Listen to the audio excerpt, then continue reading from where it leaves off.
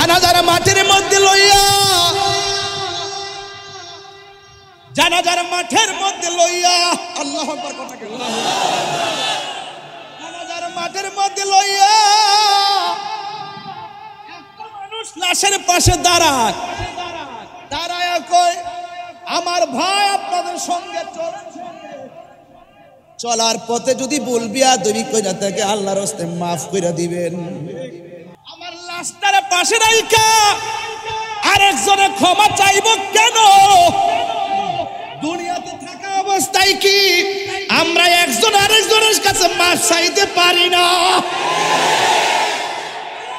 আমরা কি বলতে পারি না বন্ধু অনেক কষ্ট দিছি, আব্বা আপনার অনেক কষ্ট দিছি,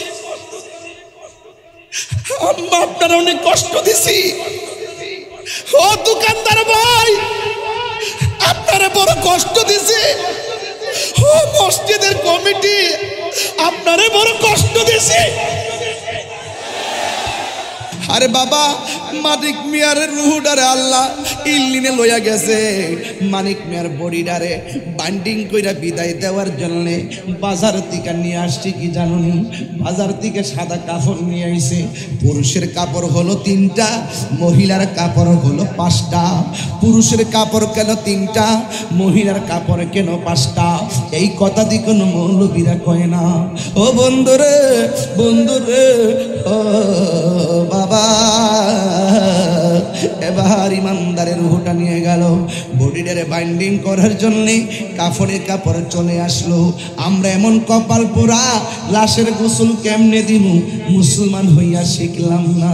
আমরা এমন কপাল পোড়া, কাফনের কাপড়টা কেমনে কাটমু, নিজের জীবনের মাপ কত মাপ নিলাম, কিন্তু কাফনের কাপড়ের মাপ আর কাটিংটা শিখলাম না।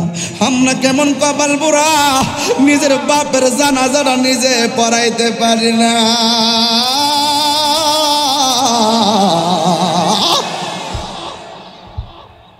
আমরা মতো কপাল পোড়া আর কেউ নাই রে।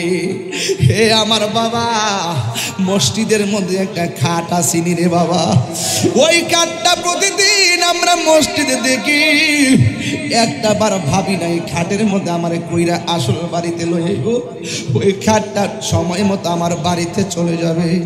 আমার বাড়িতে চতুর্দিকে কাপড় টানাইব, টানাইয়া বড়ই পাতার গরম জল করব। হাই রে কত রঙের পাতা দেখলাম, বাঁশ পাতা, তাল পাতা, কত পাতা দেখলাম, বড়ই পাতার গরম জল দিয়া কেন গোসল দেওয়াই, এই কথা দিয়ে কোনো মৌলবীরা কয় না।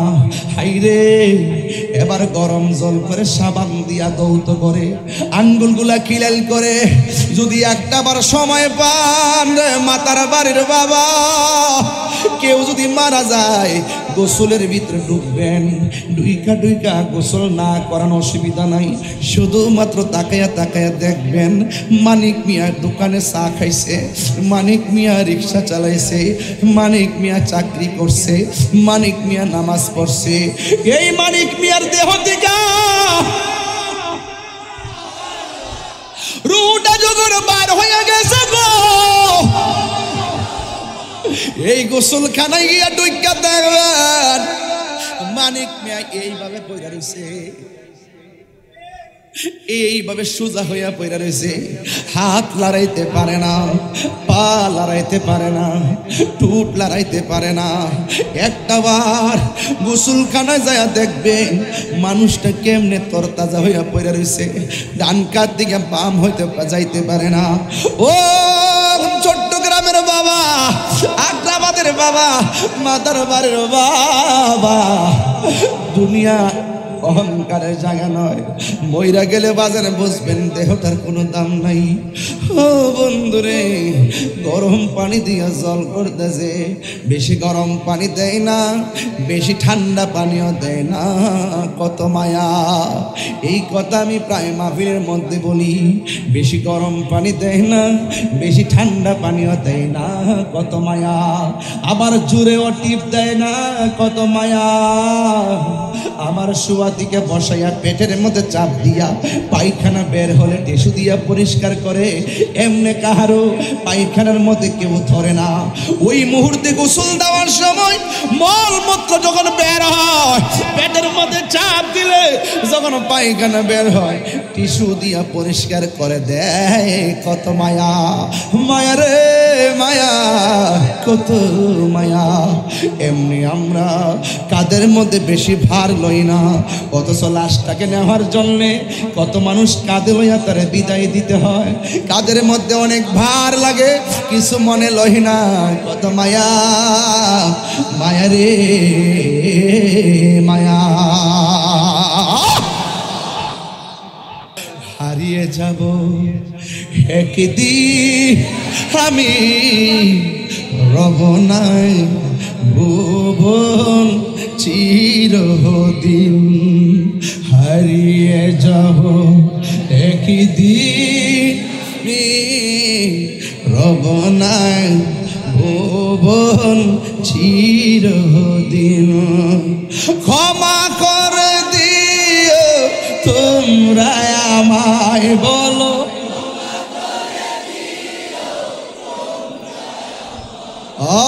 ভুল করে তাকি যদি কোনো দিন হারিয়ে যাব আর নাই ভুবন চিরদিন। বাঁশি বাগানে, বাঁশের আছে এই বাঁশজার আছে, বাঁশি বাগানে বা গুরুস্থানে হয়তো দিবে মোরে খবর।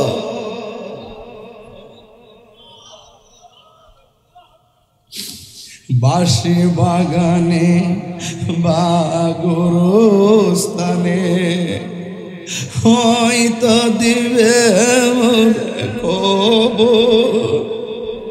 তোমরা আমায় যাবে ভুলে, রাখবে না জানি কোন খবর।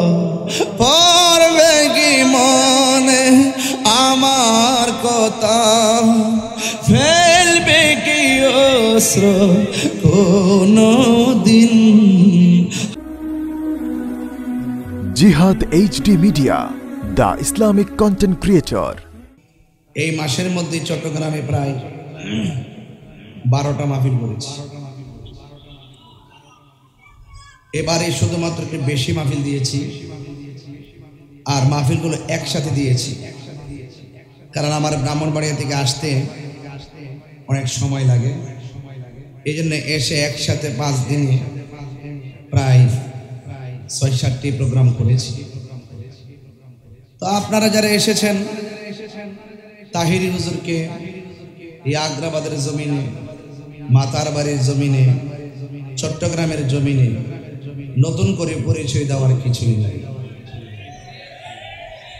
আজকে এইদিকে আমি কখনো যদিও না আসি, ছোট্ট বাচ্চা দেখে এই তাহির হুজুর জায়গায়, এই ছোট বাচ্চা যেহেতু আমার চিন্না ফলাইছে, তাহলে হায়াতে বেঁচে থাকলে তাহির হুজুরের লাইফটা আরো স্ট্রং,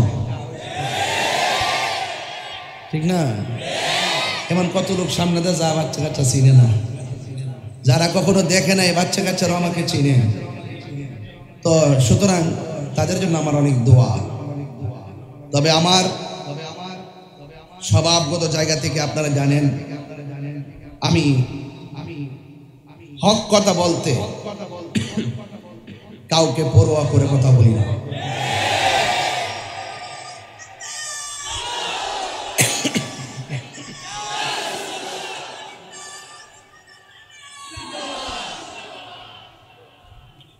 আমার ভাইরা, আমার ভাইরা, কি বলছিলাম? আগুন লাগছে কিনা? এই বয়সের ছেলের গায়ে যদি আগুন লাগে, এখন কি প্রেমের আগুনের কোনো বয়স আছে? কথা কেনা বয়স আছে? আমরা দেশকে ভালোবাসি, বাসি কিনা? এই মাত্র খবর হইলো শ্রীলঙ্কার সাথে বাংলাদেশ জিতছে। মোটামুটি ভাল লাগতেছে না একটা? হ্যাঁ, দেশকে ভালোবাসবেন, দেশকে ভালোবাসবেন। মারহাবাগন আমার ভাইয়েরা, আপনারা যারা দেশকে ভালোবাসেন, এই দেশকে ভালোবাসা ইমানের অঙ্গ। কথা বলেন ঠিক কিনা বলেন? যেহেতু আমার দেশটারে বিভিন্নভাবে চীনে বিশ্ব, কথা কন ঠিক কিনা? এই বাংলাদেশ একমাত্র দেশ যে দেশটা নিজের স্বকীয়তায়, নিজের স্বকীয়তায়, নিজের সার্বভৌমত্বকে অন্যান্য রাষ্ট্রের সাথে মানে আমাদের সার্বভৌমত্বের বিসর্জন না দিয়ে এই দেশটাকে আলাদাভাবে প্রেজেন্টেশন করার স্বপ্ন সবাই দেখে। কথা বলেন ঠিক কিনা? এই জন্য আমরা নিজের পায়ে দাঁড়াইতে চাই, চাই কি চাই না? যতগুলো জমিন উর্বর পড়ে আছে, এই জমিনগুলো ফসল ফলাইলে আমরা কি আরো ভালো থাকতে পারি না?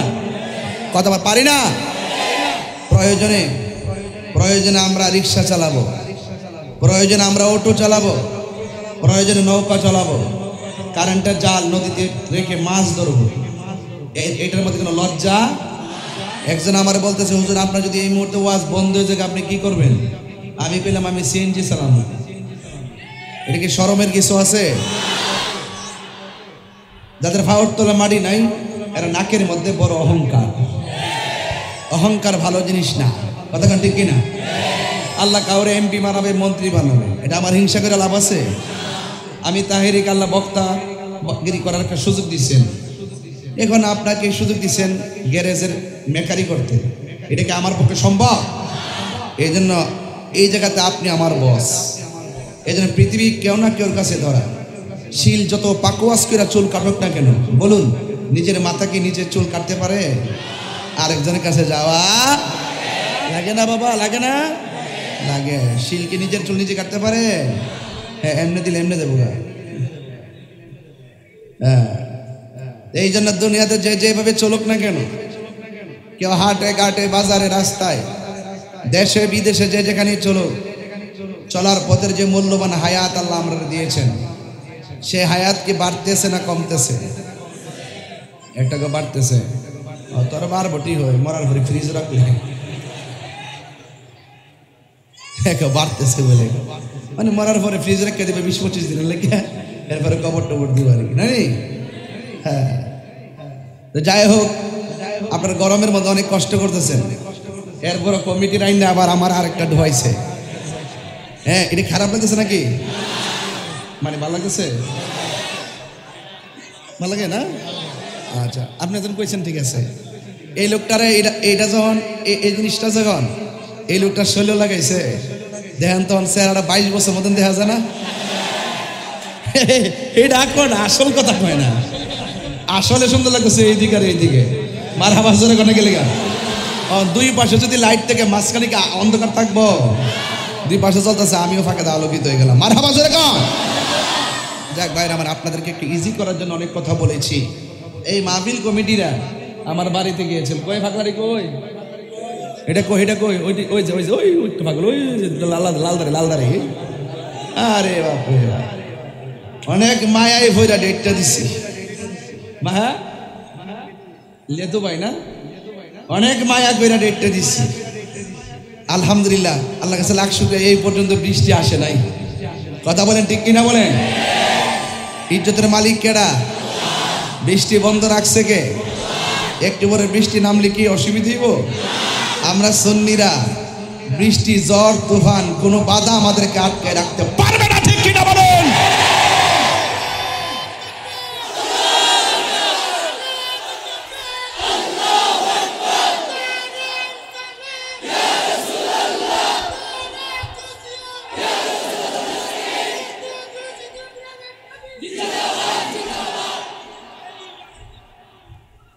আল্লাহু আকবার জোরে বলেন।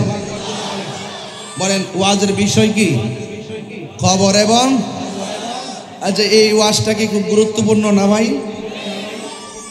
এই যে সামিয়ানা লাগাইছেন, কবর ভিতরে কিন্তু এক শ্রেণীর মানুষ পড়ে আছে। ইচ্ছে করলে আমি আপনি এখান থেকে হায়াতে বেঁচে থাকলে বাড়িতে যাব, কবরে যারা শুয়ে রয়েছে তারা কি আর আসতে পারছে? ওখানে গেলে কি আর ফিরে আসা যায়? ভাই আপনি 4টা মনিটর দিচ্ছে, সাউন্ড একটু তুইলা দেন যেন একটু দূর থেকে কথা বলতে পারে। আমার ভাইয়েরা, এই কবর কি আসল ঘর না নকল ঘর? আরো জোরে, আসল ঘর না নকল ঘর? এই জন্য আসল ঘরে যাওয়ার আগে আল্লাহকে চিনার দরকার আছে না নাই? আমার ভাইয়েরা, আল্লাহ রাব্বুল আলামিন কোরআনে বলেছেন, কুল্লু নাফসিন যায়িকাতুল মাউত, প্রত্যেক প্রাণীকে মৃত্যুর স্বাদ গ্রহণ করতে, কেউ আগে, কেউ দিনে, কেউ দেশে, কেউ বলেন হায়াতের মালিক কে? ওয়ামা তাদরি নাফসুম বিআইয়ি আরদিন তামুত। আল্লাহ বলে, বান্দারি তুমি জানো না কোন জায়গায় তোমার মরণ হবে। এই আর্জেন্টিনা, এই তুই কই যাস? আর লইরা দেখিস, তোর খবর আছে। চল্লিশ একটা কাটা দিছে, দোষ না, পুরা খেতের লাইন।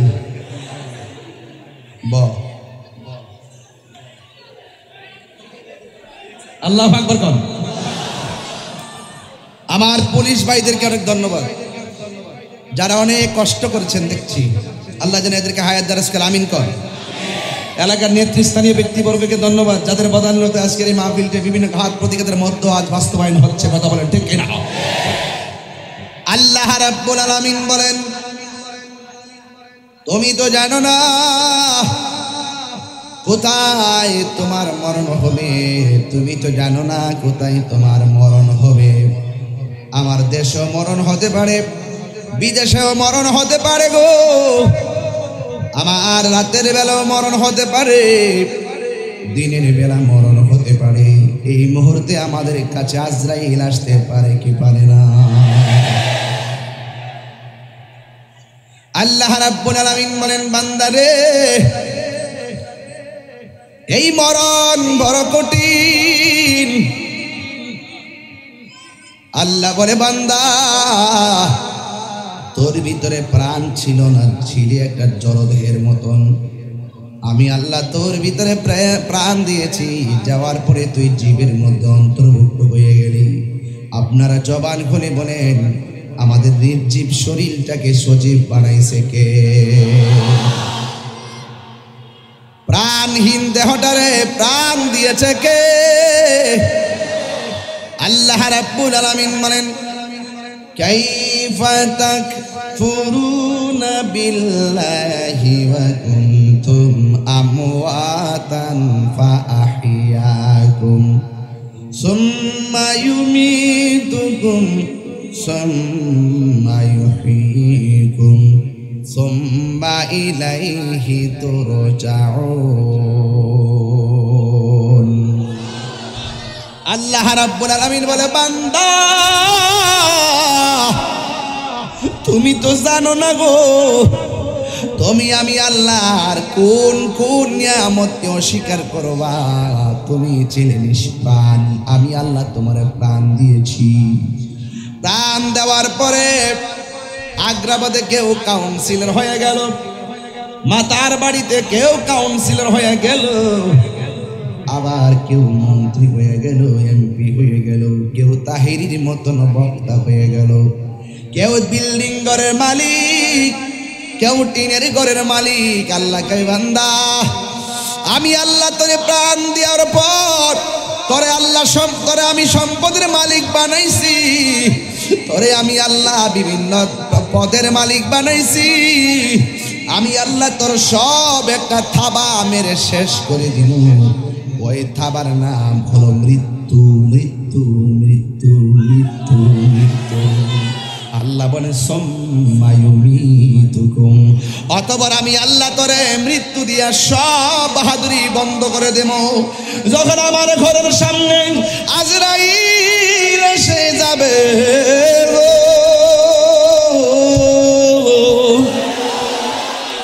সেই দিন দুনিয়ার ব্যাংকের টাকা দিয়ে হায়াত রেনু করা যাবে না।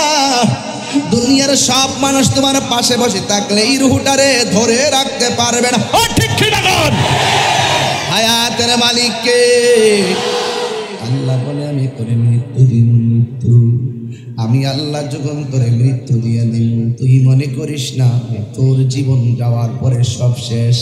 না রে না, না রে না, না রে না, না রে না, আমি আল্লাহ তোরে মরণ দেওয়ার পরে কবরে আবার জীবন দিব, জীবন দেওয়ার পরে আমি আল্লাহ তোরে এমন একটা ঘাটের মধ্যে ফালামু। আমার নবী আপনার নবী বলে কবর হইল আখিরাতের প্রথম মঞ্জিল। এই কবর যার ভালো হইয়া যাবে, হাসরের ময়দান তার ভালো হয়ে যাবে। এই কবরে যে ধরা খাইয়া যাবে, পুলসিরাতের ঘাটে ধরা খাইয়া যাবে, মিজানের পাল্লাই ধরা খেয়ে যাবে, হাসরের ময়দানে ধরা খেয়ে যাবে। এই কবরটা হলো আখিরাতের প্রথম মঞ্জিল। আমার নবীর একজন সাহাবী যার নাম হলো উসমান যুন্নুরাইন রাদিয়াল্লাহু তাআলা। উসমান কে চিনেননি? যার কাছে আমার নবীর দুইটা মেয়ের বিয়ে দিয়েছেন, যার কাছে আমার নবীর দুইটা মেয়েকে বিয়ে দিয়েছেন। এর মধ্যে একটা মেয়ের নাম হলো কুলসুম, আর একটা মেয়ের নাম হলো রুকাইয়া। উসমানের কাছে আমার নবী এত মজা পাইছে। আমার নবী বলে, ও পৃথিবীর মানুষ, আমার যদি আর একটা কন্যা সন্তান থাকতো, ওই মেয়েটাকেও আমি উসমানের কাছে বিয়ে দিতাম। আরো বড় করে বলুন সুবহানাল্লাহ। ওই মেয়েটাকে আমি উসমানের কাছে বিয়ে দিতাম। আমার নবী উসমান যুন্নুরাইনকে জান্নাতের টিকিট দিয়েছেন রে বাবা। 10 জন সাহাবী জান্নাতের টিকিট পেয়েছেন, এর মধ্যে একজন হলো হযরত উসমান যুন্নুরাইন। বন্ধু, আপনি যে কোরআন শরীফ দেখতেছেন, এই কোরআন শরীফগুলা খণ্ড খণ্ড ভাবে লেখা ছিল। যার নির্দেশে এই কোরআনটা একত্রিত করা হয়েছে তিনি হলো রাহমাতুল লিল আলামিন। আর যিনি একত্র করেছেন, যাকে জামিউল কোরআন বলা হয়, তার নাম হলো হযরতে উসমান যুন্নুরাইন। সাউন্ডটা তুলে দেন।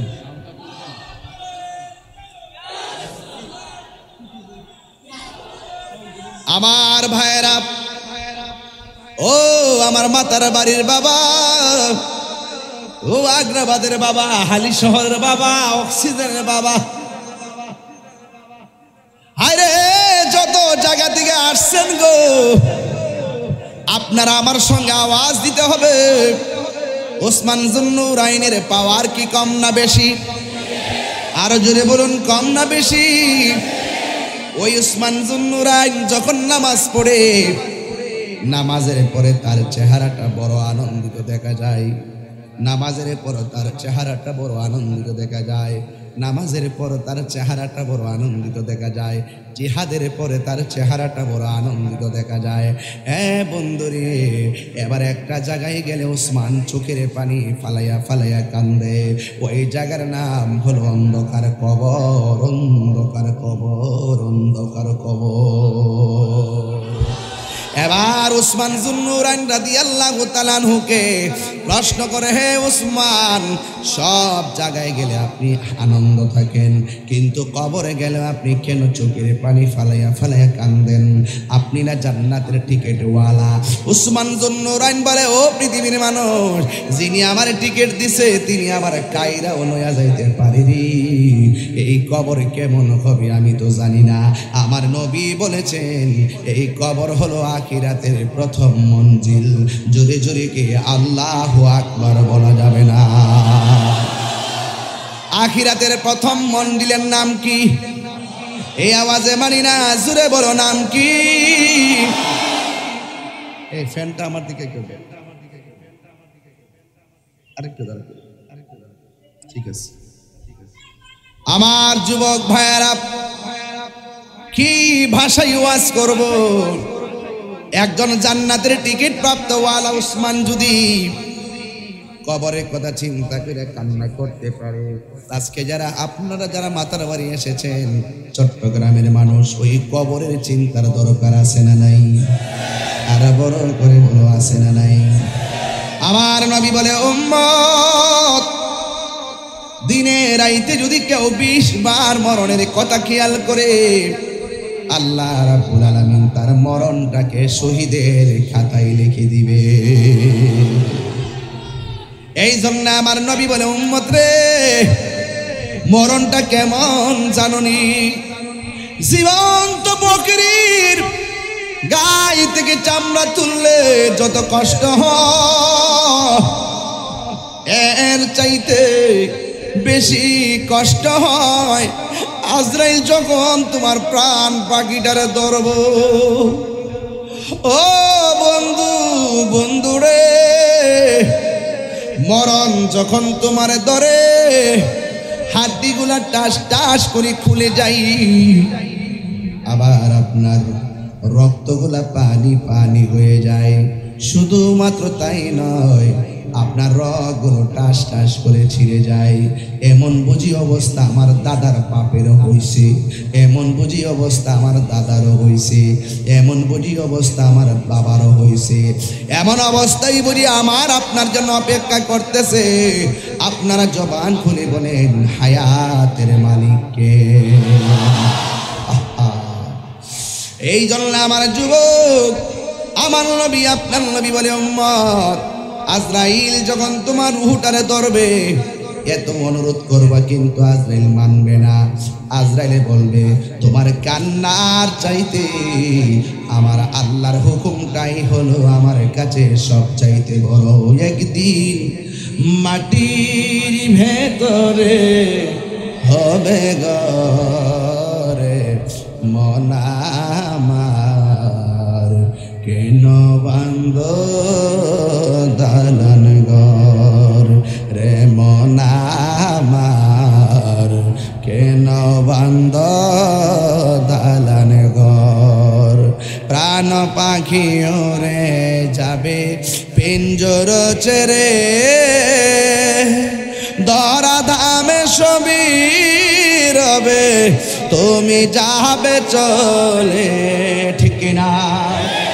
বন্ধু বান্ধব যত, মাতা পিতা তারা শত, হয়ে যাবে সবই তোমার পরে মন আমার, কেন বান্ধ দালান ঘর রে মন আমার, কেন বান্ধ দালান ঘর। একদিন মাটির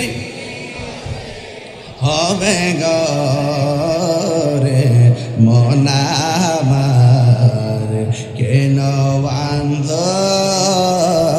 দালান ঘর, ঠিক না? এ আব্বুরি, ও যুবক ভাইয়েরা, আমার নবী, আপনার নবী রহমাতুল লিল আলামিন বলে গো, ইমানদার ঘরে মরণটা কবে সুন্দর। আপনারা বলেন, আমরা কি ইমানদার না বেঈমান? আরো জোরে বলুন, আমরা কি ইমানদার না বেঈমান? ইমানদারের কাছে আজরাইল আসবে, ঘরের দরজার মধ্যে দাঁড়াইব, মাতার বাড়িতে দাঁড়াইয়া, দরজায় দাঁড়াইয়া ইমানদার আজরাইলে সালাম দিব। এমন সালাম আমরা চাই কি চাই না? জীবনে এমপির সালাম দিলেন, মন্ত্রীর সালাম দিলেন, জীবনে বাবার সালাম নিলেন, বন্ধুর সালাম নিলেন, আজরাইলের সালামটা সেদিন কেমন লাগবে সহজে বোঝা যায়। আজরাইল আইসা সালাম দিয়ে কি বলবে? ও আল্লাহর বান্দা, আল্লাহ আমারে পাঠাইছে তোমার রূহটা নেওয়ার জন্য। কি বলো? মাতার বাড়ি ইমানদার বলবে, আজরাইল এত দেরি করো কেন? তাড়াতাড়ি লইয়া যাও, আল্লাহর সঙ্গে আর নবীর সঙ্গে দিদারের জন্য মনটা পাগল পাগল হইয়া রইছে। আল্লাহু আকবার।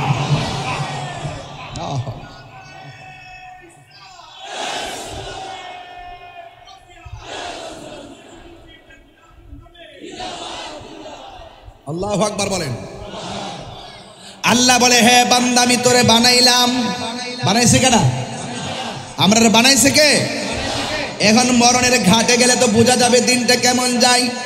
ওই মরণের ঘাটে যাওয়ার আগে আমাদেরকে আল্লাহ চিনার দরকার আছে না নাই? ওই মরণের ঘাটে যাওয়ার আগে নবী চিনার দরকার আছে না নাই? যদি নবীর প্রেমে না মইজা দুনিয়ার প্রেমে যদি মরে যান তাইলে কবর বড় কঠিন হয়ে যাবে। এই জন্য আল্লাহ বলে বান্দারে আমি আল্লাহ তোরে মায়া কইরা বানাইছি, তোর চেহারাটাকে আমি আল্লাহ নিজের হাত দিয়া বানাইছি। এই চেহারাটার মধ্যে একটা মুখ লাগাইছি, এই মুখ দিয়ে তোরা আমি আল্লাহর জিকির করবি। আর এই মুখের মধ্যে একটা জিহ্বা দিয়েছি, এই জিহ্বা দিয়ে তোরা আমাকে ডাকবি। আর জিহ্বার মধ্যে কিছু থুতু দিয়েছি, যদি আমি শুকনা রাখতাম তোদের গলা শুকাইয়া মারা যাইতি। ও বন্ধু, আল্লাহ রাব্বুল আলামিন আমার চেহারাটা আপনার চেহারাটা বড় মায়া কইরা বানাইছে। আমার বাম পাশে এক ভাই বসা, ডান পাশে আমার এক বাবা বসা। একজনের চেহারা আরেকজনের সঙ্গে মিলে না, একজনের নাক আরেকজনের নাকের সঙ্গে মিলে না, একজনের চোখ আরেকজনের চোখের সঙ্গে মিলে না, একজনের ঠোঁট আরেকজনের ঠোঁটের সঙ্গে মিলে না। এবার একটু চিন্তা করে দেখেন, আমি তিনজনের কথা বললাম, অথচ এই জায়গার ভিতরে 15-20 হাজার মানুষ পুরুষ মহিলা মিলে, কিন্তু একটাবার খেয়াল করে দেখেন একজনের চেহারা আরেকজনের চেহারার সঙ্গে মিলে না, ঠিক কিনা? আল্লাহ বলে আমার বান্দারা আমি আল্লাহ তোর চেহারার মধ্যে একটা কপাল দিয়েছি, কপাল। তোরা আমি আল্লাহর আল্লাহ পাকের দরবারে কপালটারে নাক করে জমিনে লাগাইয়া আমি আল্লাহর হাজিরা দিবি। তোরা যদি দৈনিক 5 ওয়াক্ত যদি হাজিরা দেস, আমি আল্লাহ তোদেরকে আমার বান্দা থেকে বন্ধু বানাইয়া নিব। ওই তারা খাজা গরিবে নওয়াজ হয়ে গেছে, কথা বলেন ঠিক কিনা? ওই রকম হাজিরা যারা দিছে গো, এরা গাউসুস সাকালাইন পীরানে পীর গাউসুস সাকালাইন কাইয়ুমে জামানি শেখ সৈয়দ মীর মুহিউদ্দিন আব্দুল কাদের জিলানী আল হাসানি ওয়াল হুসাইন রাদিয়াল্লাহু তাআলা আনহু হয়ে গেছে, কথা বলেন ঠিক কিনা?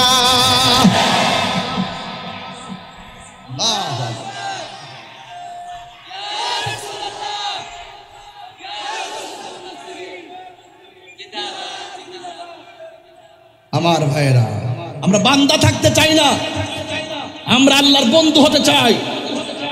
বন্ধু হতে গেলে দুনিয়ার কাউকে খুশি করতে নয়, আমার রহমাতুল আলামিনকে খুশি করতে হবে। নবীজিকে জানের চাইতে বেশি ভালোবাসতে হবে, সন্তানের চাইতে বেশি ভালোবাসতে হবে, মায়ের চাইতে বেশি ভালোবাসতে হবে, বাবার চাইতে বেশি ভালোবাসতে হবে। সকল মানুষের চাইতে আমার নবীকে ভালোবাসতে পারলেই তুমি হয়ে যাবে আল্লাহর ওয়ালি, কথা বলেন ঠিক কিনা?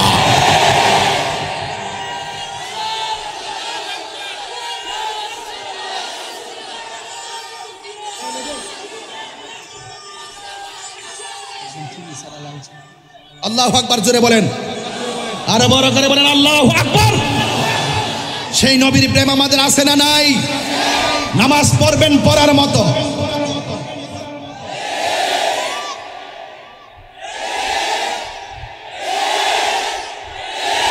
নামাজ পড়বেন পড়ার মতো, রোজা রাখবেন রাখার মতো, হজ করবেন করার মতো, জিকির করবেন করার মতো, মানবিক কাজ করবেন করার মতো। যেখানে লোক দেখানো হবে না, যেখানে লৌকিকতা হবে না, দুনিয়ার কোনো মানুষকে নয় আল্লাহকে সন্তুষ্ট করতে গিয়ে আমার রবকে সেজদা দিবেন, কথা বলেন ঠিক কিনা? বলে আমার রবকে সেজদা দিতে হবে, দেওয়ার মতো দিতে হবে। এই জবান দিয়ে যার জিকির হবে, এই জবান দিয়ে সুদের টাকা ঢুকতে পারে না। এই জবান দিয়ে যার দুরূদ হবে, এই জবান দিয়ে গাঞ্জা খাওয়া চলবে না। এই জবান দিয়ে যার জিকির আওয়াজ হবে, এই জবান দিয়ে গালিগালাজ চলবে না। হাত তুলে বলো ঠিক কিনা বলো। আপনাদের কি বলছি, আপনাদের কি বলছি, এমন হতে পারে আজকের মাহফিল কাহারো জন্য জীবনের শেষ মাহফিল। আজকের মাহফিল আমাদের জন্য শেষ মাহফিল হতে পারে কি পারে না? আজকে বড় খুশি, আমরা সবাই খুশি। এর চাইতে বেশি খুশি হব অন্ধকার কবরে যারা শুয়ে আছেন তারা, ঠিক কিনা বলেন? অন্ধকার কবরে যারা শুয়ে আছেন তারা আজকে অনেক খুশি। ইমানদার হওয়া সহজ, ইমানদার হওয়া সহজ। ইমানদার হয় কারা? আমার রাসূল বলেন আলা আলা ঈমান আল ঈমান লা মুহাব্বাত আলাহ, যার অন্তরে আমি নবীর মহব্বত নাই তার ঈমান নাই। যার ঈমান নাই তার নামাজের দাম নাই, যার ঈমান নাই তার রোজার দাম নাই, যার ঈমান নাই তার হজের দাম নাই। ঈমান আছে তো আল্লাহ আছে। আল্লাহ বলতেছেন বন্ধু আপনাকে ভালোবাসলেই আমি আল্লাহকে ভালোবাসা হয়ে যাবে। সুতরাং আল্লাহ মানা নবী মানা নয়, নবী মানলেই আল্লাহ মানা হয়। কথা বলেন ঠিক না বেঠে? আমরা সুন্নিরা যারা নবী নবী করি, জশ্নে জুলুস পালন করি, এরা আমাদেরকে বেদাতের ফতোয়া দেয়। এই বেদাত এখন আর খায় না। তোমরা বেদাতের সংজ্ঞা নির্ণয় করতে ব্যর্থ হয়েছ, তোমরা বেদাতের প্রকারভেদ চিহ্নিত করতে ব্যর্থ হয়েছ। তোমরা ঢালাওভাবে বেদাত বেদাত বলে বলে সেই বেদাতে হাসানাকে নিকৃষ্টতার কাতারে নিয়ে যাওয়ার চেষ্টা যখন করেছো, তখন আমরা দলে বলে রাজপথে লক্ষ লোক মাঠে নেমে প্রমাণ করে দিয়েছি জশ্নে জুলুস পালন করা দলিলের ব্যাপার না, এটা মহব্বতের ব্যাপার।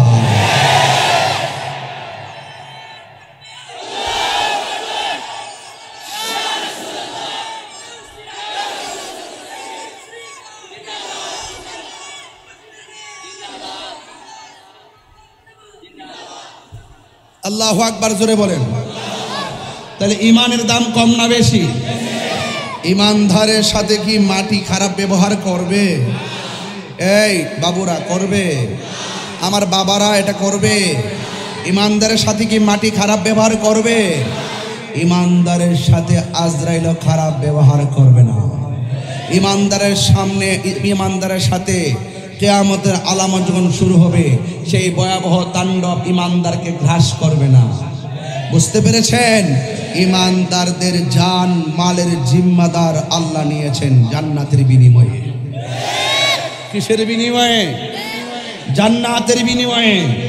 এই জন্য রাসূল বলেন ইমানদারের সামনে এসে, আচ্ছা বাবারা আমি যেভাবে চিল্লাই আপনারা কি রাগ করে না? বাবা যদি বলেন শব্দ দূষণ তাহলে একটু কমাই দিন, কারণ আমার বাড়ির থেকেও বইলা দিয়ে ওয়াজ মাহফিল বেশি চিল্লায়েন। এই চিল্লান যে কোন সময় গড়ে শুরু করেন আল্লাহ জানে। আমি বলছি আর এটা কি তাকো না কো, মার হইলে হাজার হাজার লোক, বড় হইলে তুমি একলা। আমি কি একটা মানুষের উপরে গীতা জুলুম করতে পারি? আসে মারা হাজারে গান। হ্যাঁ আরেকটা বাড়াইতাম, আয়স না আয়া দেওয়াস না, গরম কথা কন কত কঠিন। আল্লাহ আকবার জোরে কন না। মানুষ ওয়াজটা বুঝি অত সহজ বুঝি বাবা, ধারাবাহিক ভাবে চালাই যাস না। মাইক দেয় একটা মাইকিং করলে গলা বাস হয়ে জায়গা, এটা আল্লাহ রহমত দিকে না ভারী। কথা কন ঠিক না বেটে? আরো বড় করে ঠিক কিনা বলেন? আমার জীবন মরণ সাজাবো মাদানী রঙ্গে, আমার জীবন মরণ মাদানী রঙ্গে। সেই রঙ্গে রঙিন হলে আল্লাহ রাসূল থাকবেন আমার সঙ্গে। আমার জীবন মরণ সাজাবো মাদানী রঙ্গে। আল্লাহুম্মা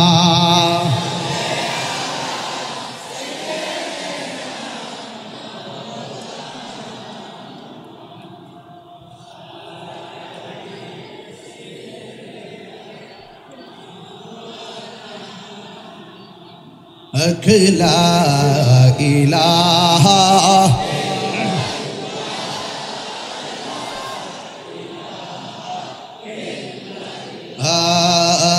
লা ইলাহা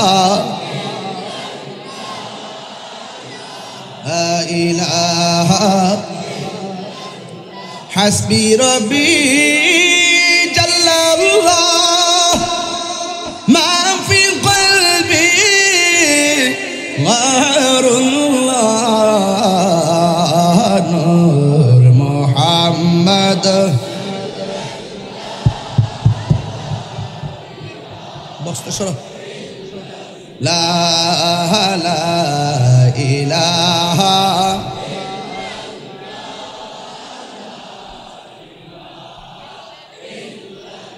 একটা জবান বন্ধ রাখবেন না, মোহব্বতে মায়ার সুরে বলো সুবহানাল্লাহ। মদিনা ওয়ালা ওয়ালা গো, মদিনা ওয়ালা গো, মদিনা ওয়ালা ওয়ালা গো, মদিনা ওয়ালা সুবহানাল্লাহ। ইমানদারের সামনে আজরাইল আইসা সালাম দিবে। সালাম দেওয়ার পরে কি করবে জানেননি? ইমানদারের মাথার কাছে গিয়ে বসবে। সুবহানাল্লাহ রে। এখন মাথার পাশে যে তার স্ত্রী বসা, আজরাইল দেখেনি। দেখে আজরাইল বলে দেখে কি থাকো বাঙালি, যে বাঙালি আজরাইল দেখলে বাইন্দা রাখলি যে এই বাঙালি জীবন বোঝান যেত না, এমন আবেগী বাঙালি আমার জন্মের পর দেখছি না। আল্লাহ এই বসো। আমার যুবক ভাইরা, ও বন্ধু, ইমানদারের মাথার পাশে গিয়ে বসবে রে বাবা। বৈশা কি করবে জানেননি? বৈশা ইমানদারের মাথার চুলের মধ্যে আঙ্গুল গোলারে চিরুনি বানাইয়া, সুবহানাল্লাহ না? ইমানদারের মাথার মধ্যে আজরাইল আঙ্গুলগুলোকে চিরুনি বানাইয়া মাথার চুলের মধ্যে এমনি এইভাবে কি করবে জানেননি? ইমানদারের চুলের মধ্যে আশ্রয় দিবে। নাই নাতি যখন ছোটবেলায় নানার মাথার চুলের মধ্যে ধরে, নানার চোখে ঘুম ঘুম ভাব আসে, কথা কোন ঠিক কিনা? আজরাইল আইসা ইমানদারের মাথার চুলের মধ্যে চিরুনি দিয়ে আশ্রয় দিবে। অথচ এই লোকটার ডান পাশে মা বসা, বাম বসা, বন্ধু বসা, বান্ধব বসা। আজরাইল যে কথা বলতেছে ঘরের মানুষের কোনো খবর, আরো যেন খবর। আজ থেকে 19 বছর আগে একটা গান গাইতাম, মানুষকে আমি বলে গান গাই, এই জন্য এখন এগুলা সাইরা দিছি। এখন 19 বছর পর, 19 বছর আগে যেই গানটা গাইছি, এখন আইসা এই বয়সে তারা গানের অর্থ বিছারা পাইছে। এটা কোনটা জানেননি? কইতাম নি রে বাবা।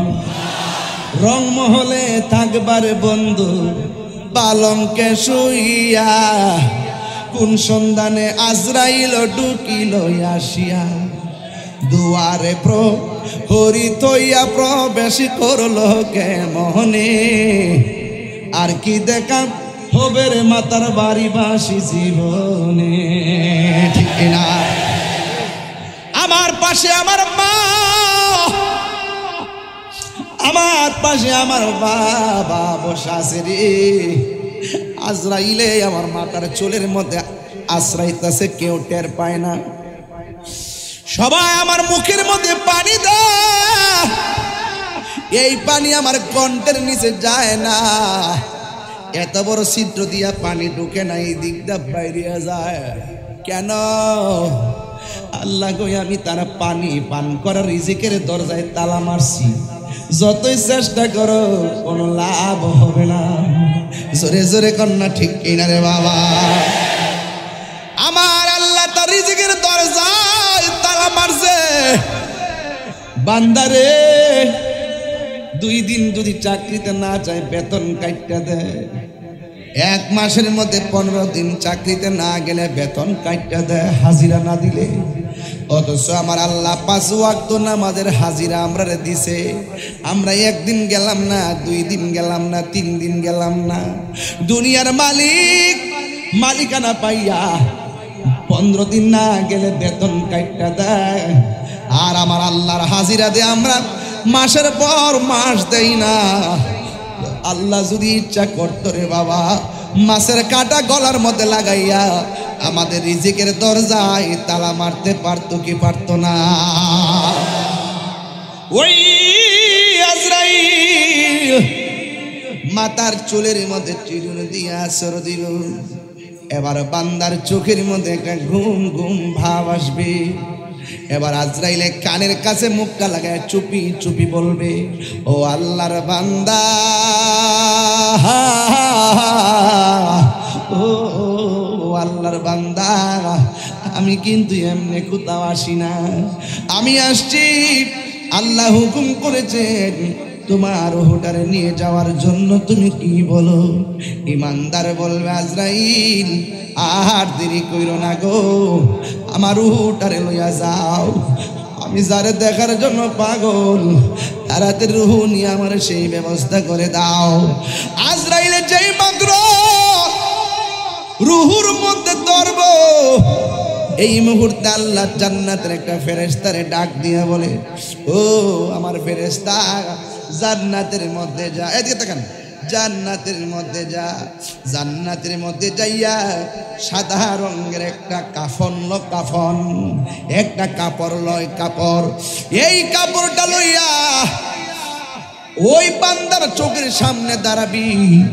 কোন বান্দার ঘরের দরজার সামনে সাদা কাপড় নিয়ে দাঁড়াইয়া থাকবে, আর হাতের মধ্যে একটা আতরের বোতল থাকবে। আল্লাহ বলবে ফেরেশতারে, আজকে এই আমার প্রেমিক বান্দার রুহটা কবজ করবে। যেই মাত্র রুহটা কবজ করবে, আজরাইলের হাত থেকে তোমার হাতে আনবা, আইনা জান্নাতের সাদা কাফন দিয়া এই রুহটারে বাইন্ডিং করবা।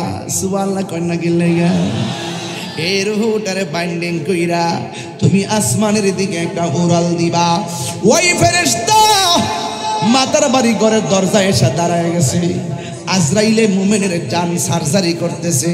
রুহটা নিতে দেরি, ওই জান্নাতের ফেরেশতা তার এই কাফনের ভিতরে রুহটা নিয়ে গেল। রুহটারে নিয়ে তিনি আসমানের দিকে উড়াল দিল। প্রথম আকাশের মধ্যে গেল, ইয়া আইয়াতুহান নাফসুল মুতমাইন্নাহ ইরজিই ইলা রাব্বিকি রাদিয়াতাম মারদিয়াহ ফাদখুলি ফি ইবাদি ওয়াদখুলি জান্নাতি। প্রথম আকাশের মধ্যে ফেরেশতা যাবে, আজ ওই ফেরেশতারা সালাম দিবে। দ্বিতীয় আসমানের মধ্যে যাওয়ার পর ফেরেশতারা জিগাইব, তোমার হাতে কি? ওই মাতার বাড়ির ইমানদারের রুহ নিয়ে আইছি। মাতার বাড়ির ইমানদারের কথা শুনতে দেরি, ফেরেশতা সালাম দিতে দেরি করবে না। তৃতীয় আকাশের মধ্যে গেল, মাতার বাড়ি ইমানদার রুহটা দেখবে। দেখার পরে তৃতীয় আসমানের ফেরেশতা সালাম দিব, চতুর্থ আসমানের ফেরেশতা সালাম দিব, পঞ্চম আকাশের ফেরেশতা সালাম দিব, ষষ্ঠ আকাশের ফেরেশতা সালাম দিব গো। ওই সপ্তম আকাশের মধ্যে যাবে, যাওয়ার পরে সালাম দিব। এবার আল্লাহ বলবে, ফেরেশতারা তোমরা সপ্তম আকাশ পাড়ি দিয়েছো, এখন বলেন হুজুর সপ্তম আকাশটা কেমন? এক নম্বর একটা আসমান বানাইছে আমার আল্লাহ লোহা দিয়া, আরেকটা আসমান বানাইছে আল্লাহ পাথর দিয়া, আরেকটা আসমান বানাইছে আমার আল্লাহ স্বর্ণ দিয়া, আরেকটা আসমান বানাইছে ইয়াকুত দিয়া। ও বন্ধুরে, বন্ধুরে, ও মাতার বাড়ির বাবা,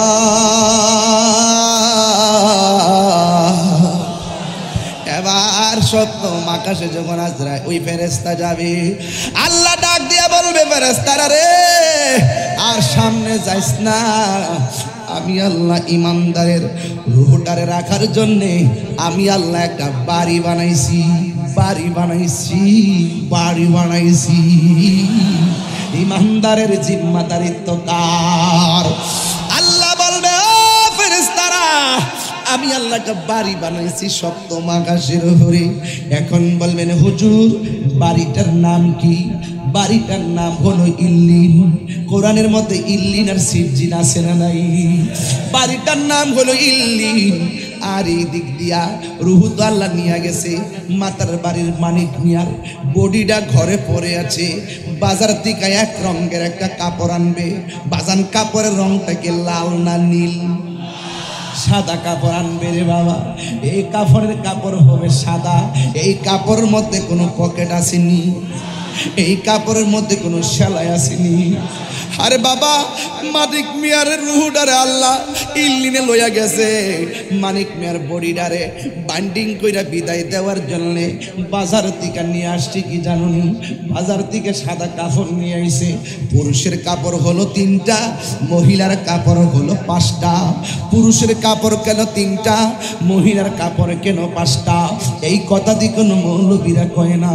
ও বন্ধুরে, বন্ধুরে, ও বাবা এবার ইমানদারের রুহটা নিয়ে গেল, বডিটারে বাইন্ডিং করার জন্য কাফনের কাপড় চলে আসলো।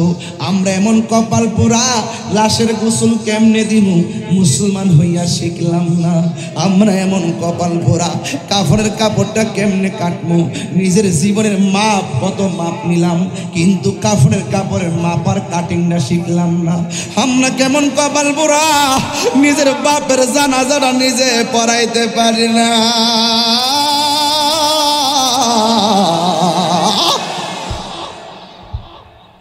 আমরা মতো কপাল পোড়া আর কেউ নাই রে।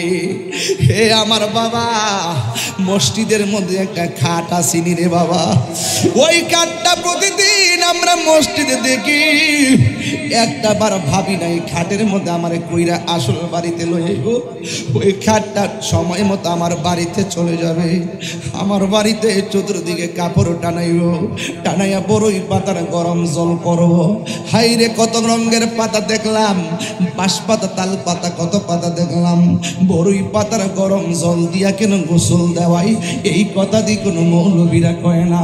হাইরে এবার গরম জল করে সাবান দিয়া দৌত করে আঙ্গুলগুলা খিলাল করে, যদি একটা বার সময় পান রে মাতার বাড়ির বাবা, কেউ যদি মারা যায় গোসলের ভিতরে ডুববেন, ডুইকা ডুইকা গোসল না করানো অসুবিধা নাই, শুধুমাত্র তাকায়া তাকায়া দেখবেন মানিক মিয়া দোকানে চা খাইছে, মানিক মিয়া রিক্সা চালাইছে, মানিক মিয়া চাকরি করছে, মানিক মিয়া নামাজ পড়ছে। এই মানিক মিয়ার দেহ থেকে রুটা যখন বার হয়ে গেছে গো, এই গোসলখানায় গিয়া ডুইকা দেখবেন মানিক মিয়া এইভাবে পয়রা রয়েছে,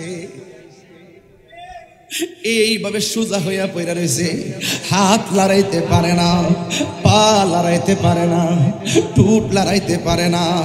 একটা বার গোসলখানায় যায় দেখবেন মানুষটা কেমনে তরতাজা হইয়া পয়রা রয়েছে, ডান কাত দিকে বাম হইতে যাইতে পারে না।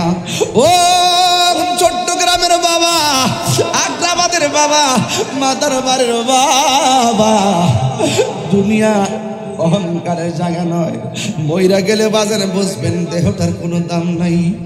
ও বন্ধুরে, গরম পানি দিয়া জল করতেছে, বেশি গরম পানি দেয় না, বেশি ঠান্ডা পানিও দেয় না, কত মায়া। এই কথা আমি প্রায় মাহফিলের মধ্যে বলি, বেশি গরম পানি দেয় না, বেশি ঠান্ডা পানিও দেয় না, কত মায়া। আবার জুড়েও টিপ দেয় না, কত মায়া। আমার সুয়াতিকে বসাইয়া পেটের মধ্যে চাপ দিয়া পায়খানা বের হলে টিস্যু দিয়া পরিষ্কার করে, এমনে কাহারো পায়খানার মধ্যে কেউ ধরে না। ওই মুহূর্তে গোসল দেওয়ার সময় মলমূত্র যখন বের হয়, পেটের মধ্যে চাপ দিলে যখন পায়খানা বের হয় টিস্যু দিয়া পরিষ্কার করে দেয়, কত মায়া। মায়া রে মায়া, কত মায়া। এমনি আমরা কাদের মধ্যে বেশি ভার লই না, অথচ লাশটাকে নেওয়ার জন্যে কত মানুষ কাঁধে লইয়া তারে বিদায় দিতে হয়, কাদের মধ্যে অনেক ভার লাগে, কিছু মনে লই না, কত মায়া। মায়া রে মায়া। জানাজার মাঠের মধ্যে লইয়া, জানাজার মাঠের মধ্যে লইয়া, আল্লাহু আকবার, কথা কে জানাজার মাঠের মধ্যে লইয়া একটা মানুষ লাশের পাশে দাঁড়ায়, দাঁড়ায় কই, আমার ভাই আপনাদের সঙ্গে চলার পথে যদি বলবি আদবি কইরা থাকে আল্লাহর রাস্তায় মাফ কইরা দিবেন। লাশটা এক সেকেন্ড লড়তে পারে না। আমি প্রশ্ন রাখতে চাই যুবক, আমার লাশটার পাশে রাইখা আরেকজনে ক্ষমা চাইব কেন?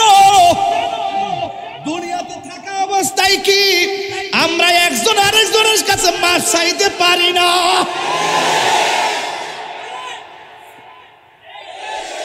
আমরা কি বলতে পারি না, বন্ধু অনেক কষ্ট দিছি, আব্বা আমরা অনেক কষ্ট দিছি, আম্মা আপনারা অনেক কষ্ট দিছি।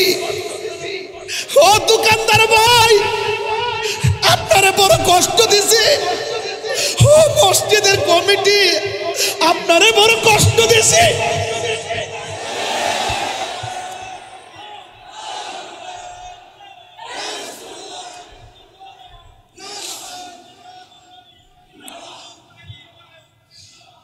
আমরা কি বলতে পারি না ভাইরে?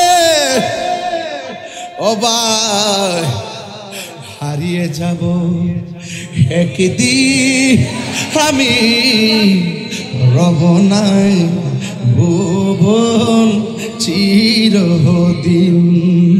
হারিয়ে যাব একদিন রব নাই ভুবন চিরদিন। ক্ষমা করে দিও তোমরা আমায়, বলো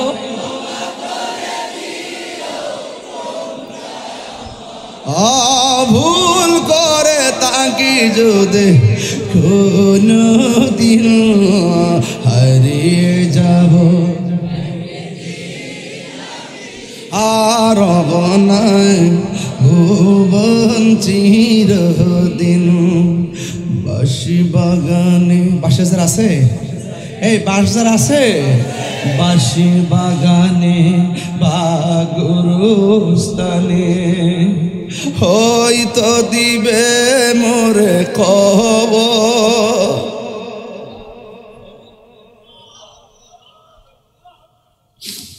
বাঁশি বাগানে বা গুরুস্থানে হয়তো দিবে মোরে খবর।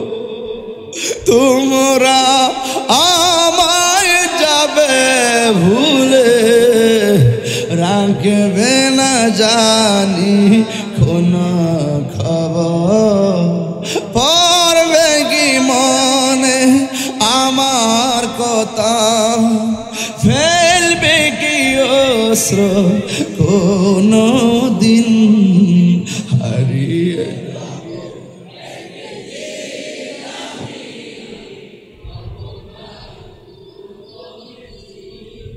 দিন হারিয়ে যাও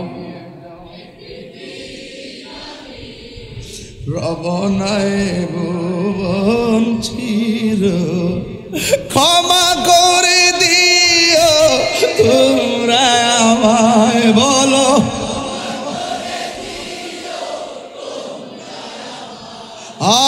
ভুল করে তাকে যদি কোনো দিন হারিয়ে যাব। ইস রব নাই ভুবন চিরদিন।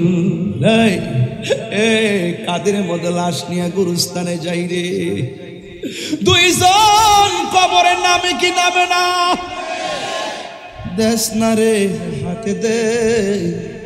কত মায়া কত মায়া, মাটির মধ্যে টাপ মাইরা ফালায় না, ব্যথা লাগবে কত মায়া। আমার নবী আপনার নবী বলেন, মৃত মানুষের সঙ্গে এমন জোর করে প্রহার করা যাবে না যে তারা ব্যথা পাবে। আর আমি কোন দেশে বাস করলাম, কবরের দিকে লাশ তুইলা গায়ের মধ্যে আগুন ধরাইয়া দে, এমন মানুষ সমাজে বাইরিয়া গেছে। কথা বলেন,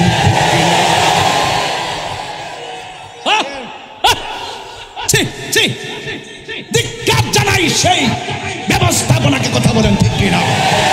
ধিক্কার জানাই তাদের আদর্শকে, ঠিক কিনা? ধিক্কার জানাই তাদের চেতনাকে, ঠিক কিনা? ধিক্কার জানাই তাদের অমানবিকতাকে। কথা বলেন ঠিক কিনা? যাদের কাছে কবরের লাশ নিরাপদ না, তারা কখনো ধর্মের রিয়েল হিরো হতে পারে না।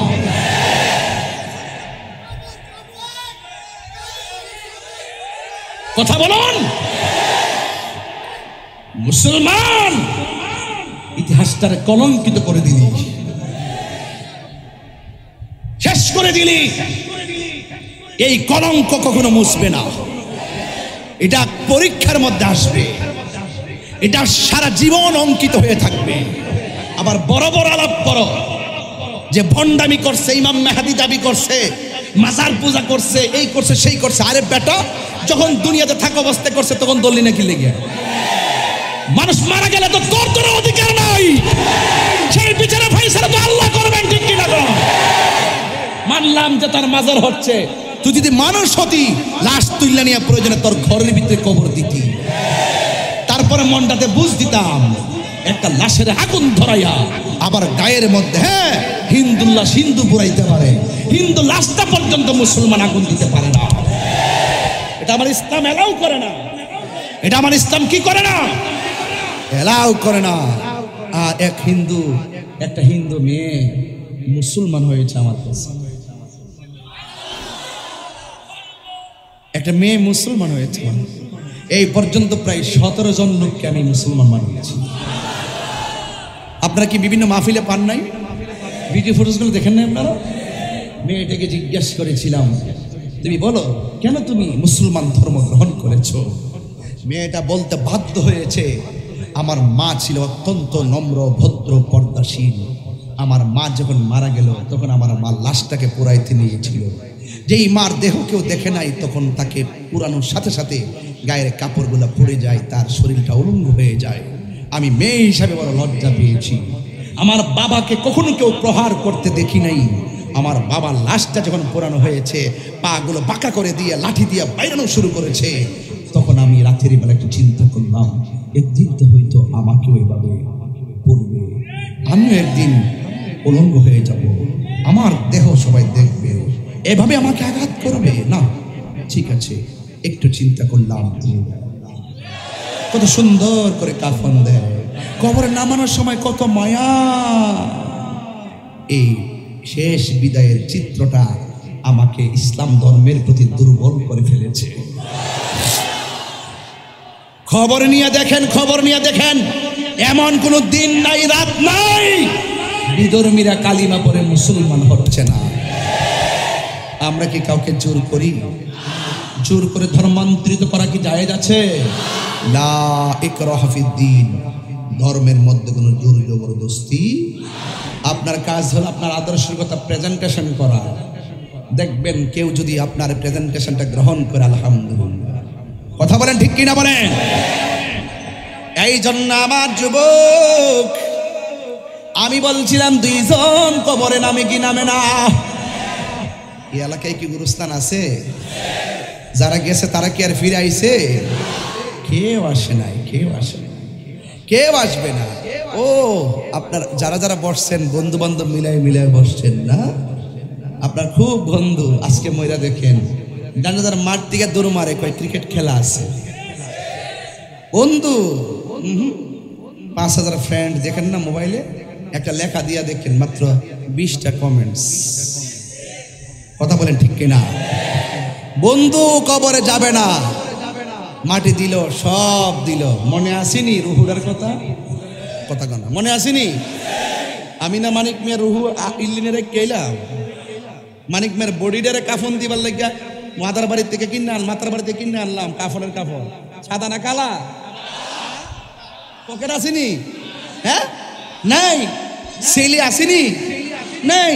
বান্ডিং করে লয়ে যেতেছি, কবরে ঢুকাই দিলাম, বাঁশগুলা বিছাই দিলাম, চাটিগুলা দিলাম।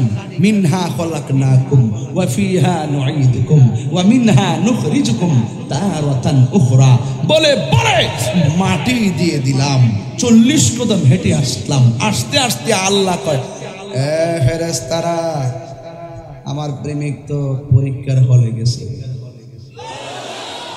ইল্লিন থেকে রুহুটা নিয়ে তার ভিতরে ঢুকাই দিয়াও।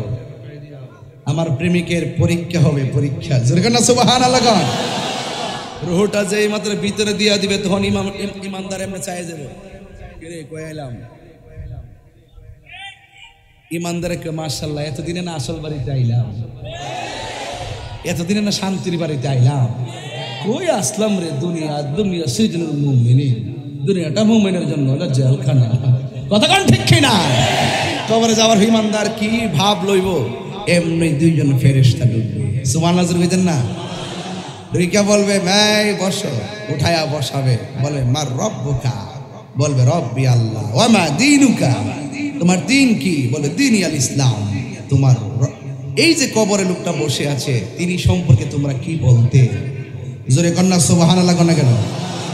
আচ্ছা বলেন তো, মাতার বাড়ির মানুষ জবানটা কইলা কোন কবরের ভিতরে কি আমার নবী সরাসরি আসবেন নাকি ছবি দেখাবে? আমার নবীর সরাসরি আসার ক্ষমতা আছে না নাই?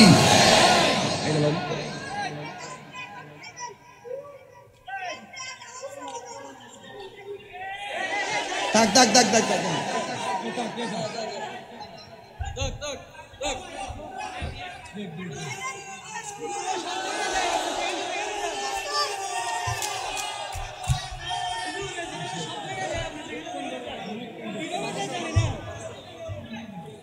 মারহাবা জোরে বলেন।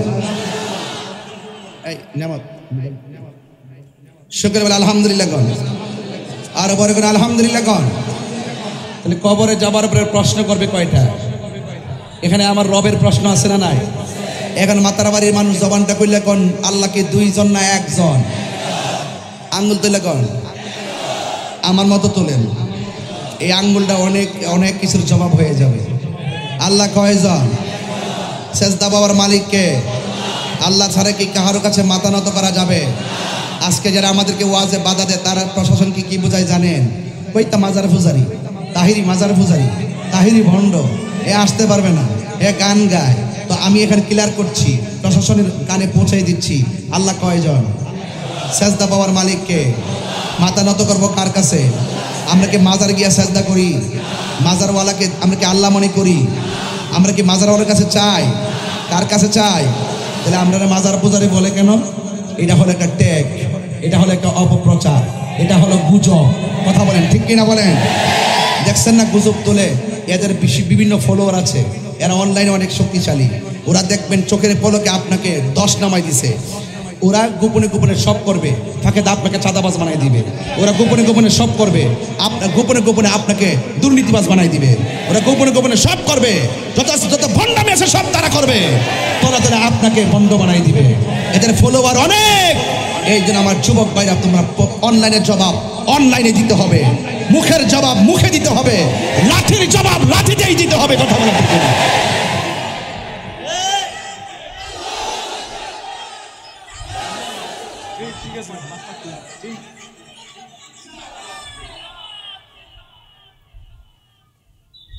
কষ্ট দিয়ে ফেলছি আপনাদেরকে, আমি কিন্তু কাউকে ছাড় দিব না।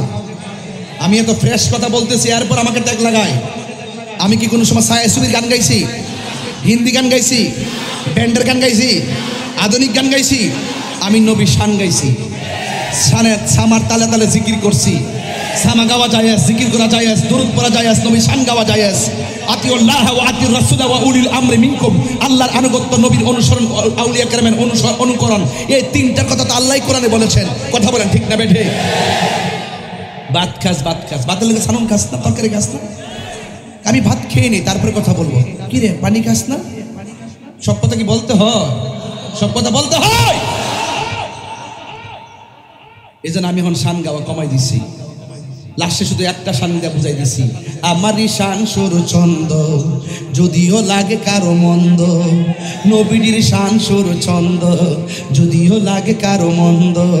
যদিও লেগে যায় দ্বন্দ্ব, যদিও লেগে যায় দ্বন্দ্ব, আমারই শান আমার সুর, সবই যে নবীজির জন্যে, সবই যে নবীজির জন্যে। কবরে কি নবী না ছবি? ছবি।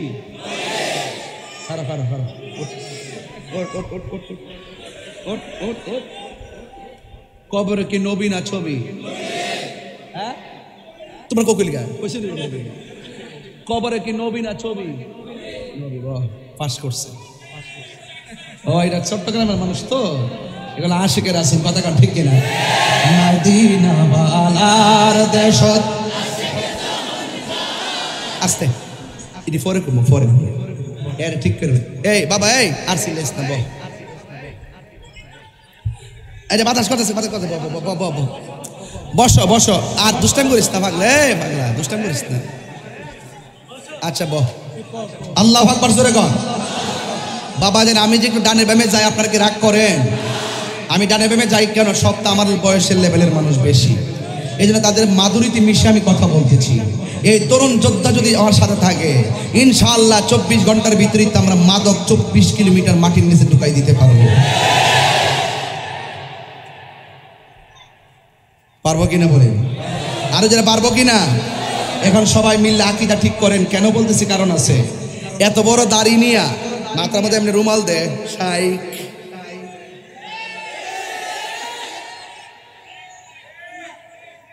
ইউটিউব মৌলবী, গুগল মুফতি, ফেসবুক মুফাসসির, আমরার মতন 12টার পরে 1টার পরে এমন হাজার লোক নিয়ে জীবনে আর ওয়াজ করার চান্স নাই।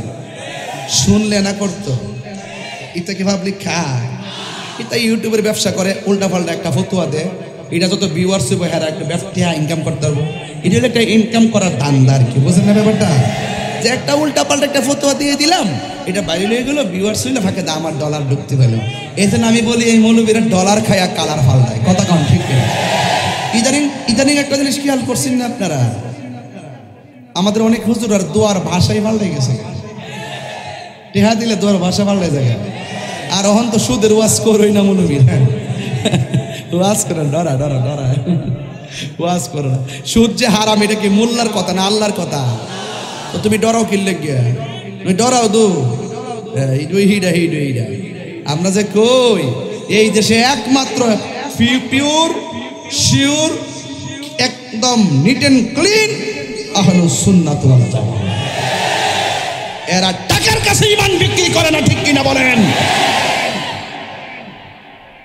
কি মৌলবী? গুমটা মৌলবী। ইউটিউব মুফতি, গুগল মুফাসসির, ফেসবুক মুহাদ্দিস। উনি বলতেছে কবরে নবীর উপরে দুরূদ ও সালাম পড়লে নবী শুনে না।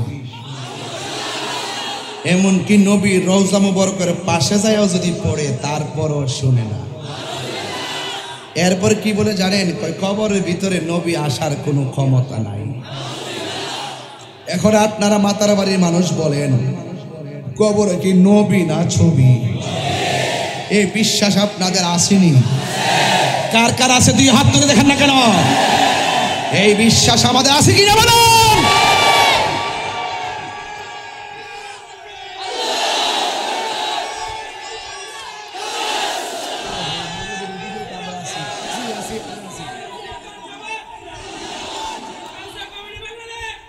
মারহাবাগন। কবরে নবী আসার ক্ষমতা আছে তো ইনশাআল্লাহ।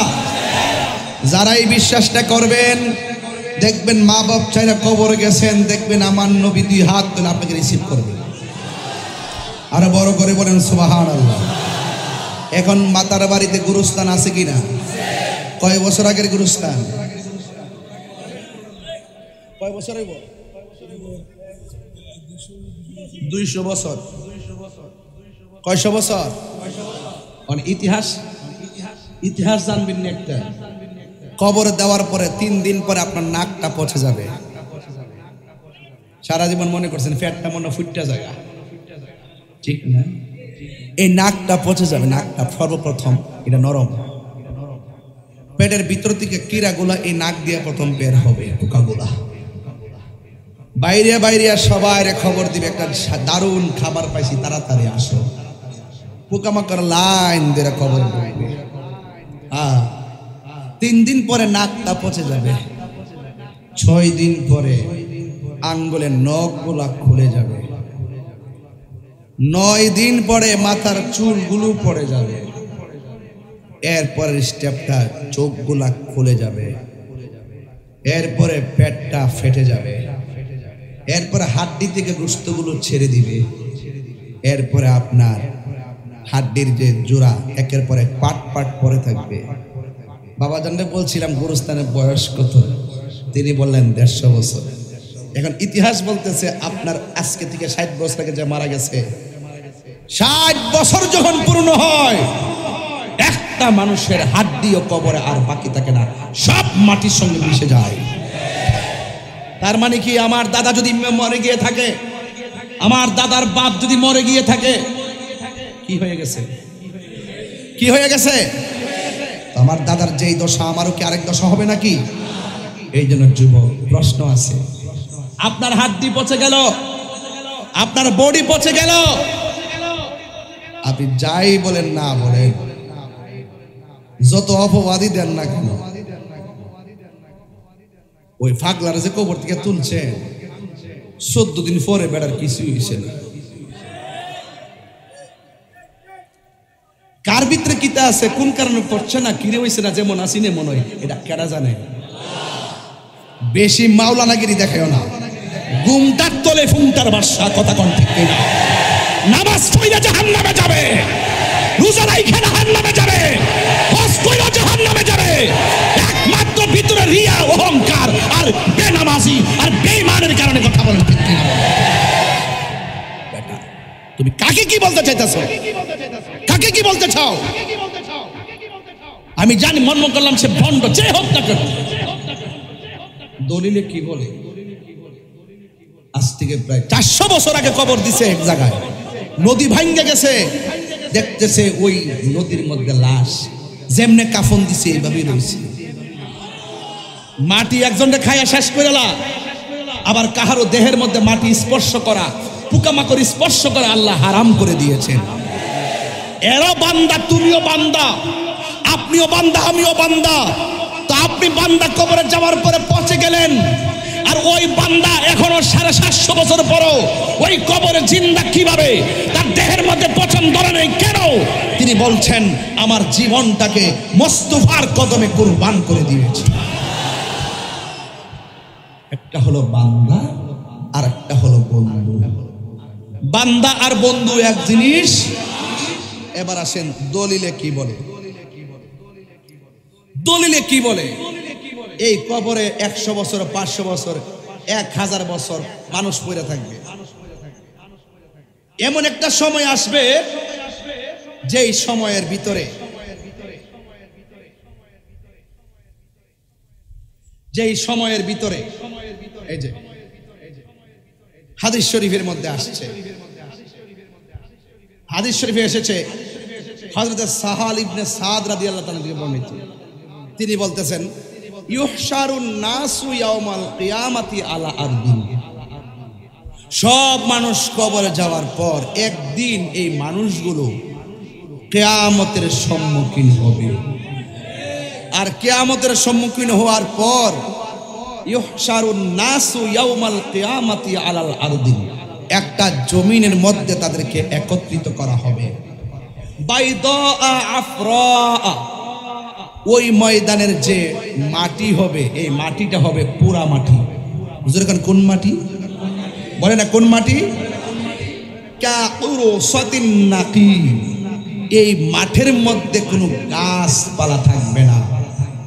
লাইসা ফিহা আলামুন লি আহাদিন, এটা সবার জন্য সমান হবে। আরেক হাদিসের মধ্যে বলছে ইউহশারুন নাসু ইয়াউমাল কিয়ামাতি হুফাতান উরাতান, বলছে হাসরের মাঠে মানুষ যখন কবর থেকে একত্রিত হবে সে থাকবে উলঙ্গ। কি থাকবে? তার পায়ের মধ্যে কোনো জুতা থাকবে, কথা বলেন, তার পায়ের মধ্যে কোনো জুতা থাকবে না। কুলতু, আয়েশা সিদ্দিকা বলেন আমি জিজ্ঞেস করলাম ইয়া রাসূলুল্লাহ আন-নিসাউ উযলাউ ওয়া রিজালান জামিআ, রিজালু জামিআ, ইয়া রাসূলুল্লাহ নারী এবং পুরুষ এভাবেই একত্রিত হবে। ইয়ানজুর বা'দুহুম ইলা বা'দিন, একজন আরেকজনকে দেখবে। এটা কেমন মাঠ? ইয়া আয়েশা, রাসূল বলেন হে আয়েশা, আল আমরু আশাদ্দু মিন আয়ানজুরা বা'দুহুম ইলা বা'দিন। আয়েশা রে, তুমি যে বলতেছো একজন আরেকজনকে দেখবে না, কবর থেকে মানুষ যখন উলঙ্গ অবস্থায় পুরা মাটির মাঠে গিয়ে একত্রিত হবে, যেই মাঠে কোনো গাছ থাকবে না, মাথার 8 বিঘা উপরে সূর্য থাকবে, নিচের পুরা মাটিটা হবে তামার মতন, আর মাথার 8 বিঘা উপরে 12টা মুখ নিয়ে যখন দিবে তাপ, তখন 1 সেকেন্ডের জন্য কাহারো দিকে তাকাইবার সময় পাবে না। চিৎকার মেরে কি আল্লাহু আকবার বলবেন না? আয়েশা, এইভাবে ঘাটটা বাঁকা করে তারা হাসরের মাঠে যাবে, একজন আর একজনকে দেখার কোনো সুযোগ পাবে না। আয়েশা বলেন ইয়া রাসূলুল্লাহ বড় কঠিন মাঠ হবে। আমার আল্লাহর হাবিব বলে উম্মত, ওই সূর্যের তাপ যখন তোমার মাথার মধ্যে লাগবে রে, বাতের মার যেমন করে ছিটে টকবক করে ডানে বামে ছিটে ছিটে পড়ে, তোমার মাথার মগজগুলো এমন ভাবে ছিটে ছিটে ডানে বামে পড়বে। সেই দিন মা সন্তানকে পরিচয় দিবে না, সন্তান মাকে পরিচয় দিবে না। সবার জবানের ভিতরে একটা মাত্র স্লোগান, নাফসি নাফসি বলে কান্না করবে, নাফসি নাফসি বলে কান্না করবে, নাফসি নাফসি বলে কান্না করবে। এমন একটা মাঠ, এই যে এদিকে তাকান, কেউ গিরা পানিতে সাঁতার কাটবে, কেউ হাঁটু পানিতে সাঁতার কাটবে, কেউ কোমর পানিতে সাঁতার কাটবে। এই পানিগুলো কর্ণফুলীর পানির মতন ঠান্ডা হবে না, এই পানিগুলো দুনিয়ার আগুনের চাইতে 70 গুণ গরম হবে। সেই পানি, ওই পানির মধ্যে তারা একেবারে সাঁতরাইব। আল্লাহরে ডাক দিয়া বলবে, আল্লাহ ও আল্লাহ গো, আর সহ্য করতে পারি না। একদিন নয়, 2 দিন নয়, হাসরের ময়দানে একদিন দুনিয়ার 50,000 বছর, এমন ভাবে হাসরের ময়দানে 50,000 বছর মানুষ গরম পানির মধ্যে দাঁড়ায়া থাকবে। ওই কঠিন মুসিবতে একজন নবীকে তাকায়া দেখবে, দাঁড়ায়া রয়েছে, জিজ্ঞাসা করবে, ও নবী, আপনি আমাদের আদম নবী, আমাদের আদি পিতা, মেহেরবানি করে আমাদের জন্য একটু সুপারিশ করেন না। আদম নবী বলবে, আমি পারবো না। আল্লাহ আমারে বলছে গন্ধম খাইতে নিষেধ করলো, আমি গন্ধম খেয়েছিলাম, যদিও আল্লাহ আমারে ক্ষমা করেছে, এখন আমার মধ্যে ভয় কাজ করে।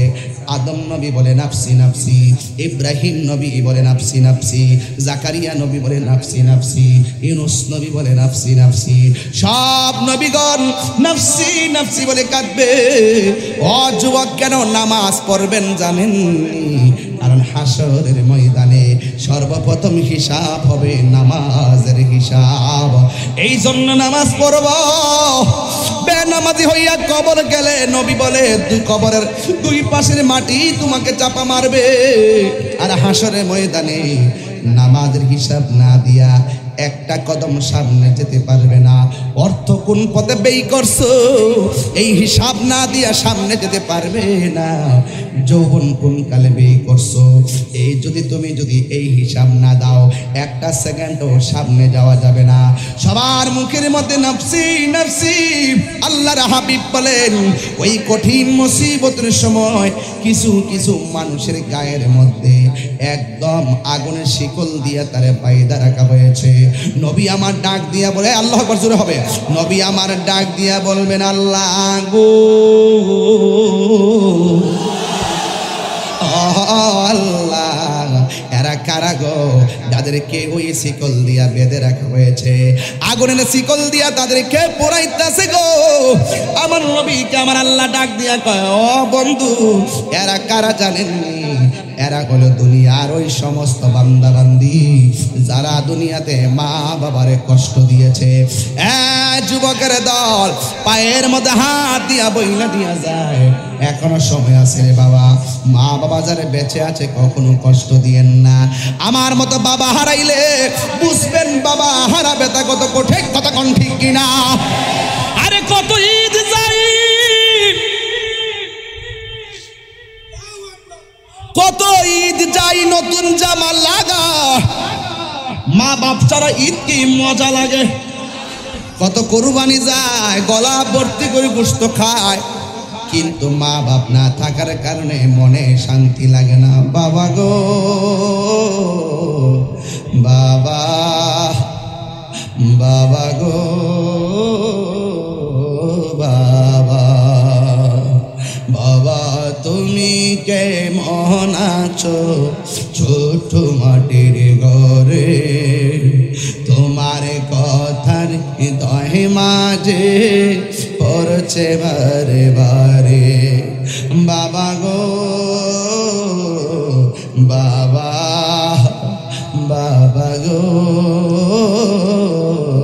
বাবা, কত আদর কত স্নেহ তোমার কাছে পেলাম, সব কিছু হারিয়ে আজকে নিঃস্ব হয়ে গেলাম।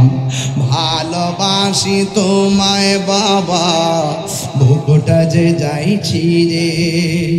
ভালোবাসি তোমায় বাবা, বুকটা যে যাইছি রে।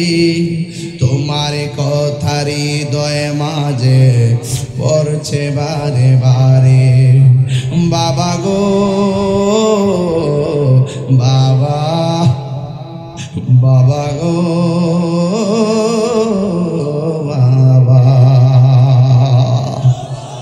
নবী আমার ডাক দেয়া বলে, উম্মত রিদার রব্বি ফি রিদাল ওয়ালিদাইন ওয়া সাকাতুর রব্বি ফি সাকাতিল ওয়ালিদাইন। পিতামাতার সন্তুষ্টিতে আল্লাহর সন্তুষ্টি, পিতামাতার অসন্তুষ্টিতে আল্লাহর অসন্তুষ্টি। এখন আপনারা জবান করে বলুন, আমরা মা বাবার খেদমত চাই কি চাই না? কারা কারা চান দুই হাত তুলে দেখেন ইনশাআল্লাহ। নারে তাকবীর, নারে রিসালাত। মার পাগল যারা, তারা মোবাইলের ফ্ল্যাশ লাইটটা জ্বালায় দেন। এই কালো শার্ট পাঞ্জাবি বসো। মার পাগল যারা আছেন, বাবার পাগল, মোবাইলে লাইট জ্বালায় দেন। শেষ একটা গজল গেয়ে যাবে। আমাকে এখান থেকে ময়মনসিংহ যেতে হবে, এই জন্য অনেক দূর। বাবা গাজীপুর, সরি গাজীপুর। একটু মোবাইলটা চালিয়ে দেন, নর্মাল সেট হলে সেট যান। কে বলছে বাংলাদেশ গরিব, টাকার অভাব নাই। এখানে মিনিমাম কয়েক কোটি টাকার সম্পদ। এই মোবাইলটা আমার দিলে তো মোটামুটি আরো ওয়াজ নসিহত দরকার ছিল না। অনেক টাকা, অনেক টাকার খেলা। আমারটা তো ছোট্ট মোবাইল। একটু হাতটা লাড়া দেন তো বাবা, এরকম। মা কেন এত দামি জানে না সকলে বলো, এত দামি জানে না সকলে। জানতো যদি পরত দেখে কোরআন হাদিস খোলে। একটি হজের সওয়াব মিলে, মাকে একবার দেখিলে। মা কেন এত দামি জানে না সকলে বলো, মা কেন এত দামি জানে না সকলে। 2 বছর পান করালো মায়ের বুকের দুধ, কোলে পিঠে নিয়ে আমায় দিতেন কত সুখ। সেই মায়ের কষ্ট দিলে, সেই মায়ের খুদার আরো সটলে। মা কেন এত দামি জানে না সকলে বলো, মা কেন এত দামি জানে না সকলে। জানতো যদি পরত দেখে কোরআন হাদিস খুলে। একটি হজের সওয়াব মিলে, একটি হজের সওয়াব মিলে। মাকে একবার দেখিলে, দেখিলে। মা কেন এত দামি জানে না সকলে বলো, মা কেন হাত আনে জানে না সকলে। 10 মাস 10 দিন মায়ে গর্ভে দিল ঠায়। রক্ত মাংস খাইয়া যেন এলাম দুনিয়ায়। সেই মায়ের দুঃখ দিলে, সেই খুদার আরো সটলে। মা কেন এত দামি জানে না সকলে বলো, মা কেন এত দামি জানে না সকলে। জানতো যদি পরত দেখে কোরআন হাদিস খোলে। একটি হজের সওয়াব মিলে, একটি হজের সওয়াব মিলে। মাকে একবার দেখিলে, দেখিলে। মা কেন এত দামি জানে না সকলে বলো, মা কেন এত দামি জানে না সকলে। জানতো যদি পরত দেখে কোরআন হাদিস খোলে। মা গো বলো না মদিনা কত দূর। মা গো বলো না মদিনা কত দূরে। সে তাই আমি কেমন করে শুনেছি সেথাই নাকি শুনেছি সেথাই নাকি দয়াল নবী আছে মাগো বলো না মদিনা কত দূরে সেথাই আমি যাব কেমন করে মাগো আমি তোমার কাছে চাই না চকলেট মিষ্টি তাহার রোজা দেখতে চাই যার জন্য সব সৃষ্টি সে আশা বাদল বাসা দয়াল রে সে আশা বাদল বাসা আমার অন্তরে মাগো বলো না মদিনা কত মাগো বলো না মদিনা কত দূরে সেথায় আমি যাব কেমন করে শুনেছি সেথাই নাকি শুনেছি সেথাই নাকি কামলেওয়ালা আছে রে মাগো বলো না মদিনা কত দূরে মাগো বলো না মদিনা কত দূরে মদিনা কত দূরে মাগো বলো না মদিনা কত দূরে কি বুঝাইছি কি বুঝাইছি জানি মার প্রশ্ন করছো মা বলো না মদিনা কোথায় মদিনা যাব আর আমার নবী বলে উম্মত তুই যদি তোর মায়ের চেহারার দিকে একবার যদি